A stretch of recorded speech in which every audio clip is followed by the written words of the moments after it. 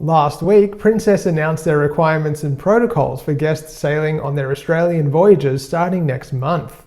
They have just announced an update to their back-to-back cruise process, and I'll tell you what you need to know about it now.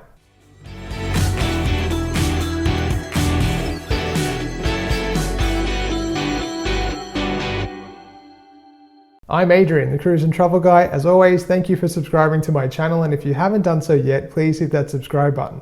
The excitement for the return of cruising to Australia is palpable, with P&O starting at the end of this month and then Princess following on June 16th.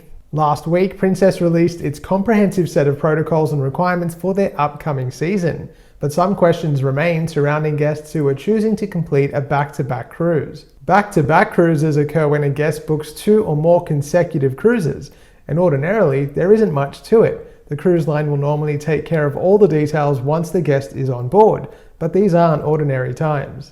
Princess have clarified that if a guest is completing a domestic back-to-back cruise, they can remain on board the ship with their luggage. They will not need to disembark between voyages. If the guest is switching cabins between domestic voyages, they will need to pack their bags and store them with the ship's handlers whilst both cabins are deep cleaned.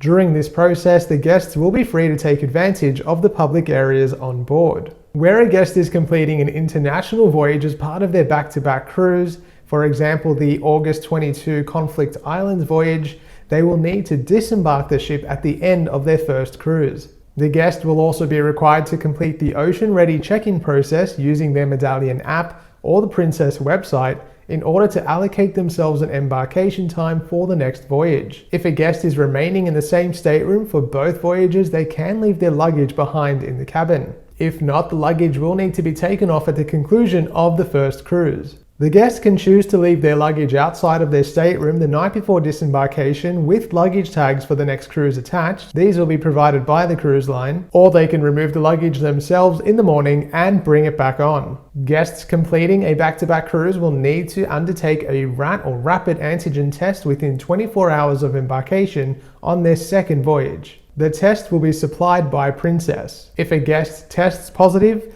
them and their cabin mates will need to isolate for 7 days either on board or onshore in hotel accommodation if their home is not easily accessed. In that event, the cost of onshore accommodation will be paid for by Princess. Where isolation is required, whether on board or onshore, you'll also receive the value of the missed cruise days prorated as a future cruise credit. There's no doubt that there are some interesting times ahead, but at the very least, cruising is returning to Australia. We only need to look overseas for a glimpse of, I'm sure, how Australia will soon treat cruising. Many of these protocols will be eased eventually, but for the next little while, we'll just need to approach them with a bit of an open mind. Of course, a good travel agent is also priceless and will be able to help you organize your upcoming trip, whether that's a cruise or something else. So if you are interested in booking something, head to my website, thecruiseandtravelguy.com.au. If you haven't done so already, you can give me a follow on Facebook and Instagram at The Cruise and Travel Guy. Thank you for watching, stay safe, and I hope to see you on the seas sometime soon.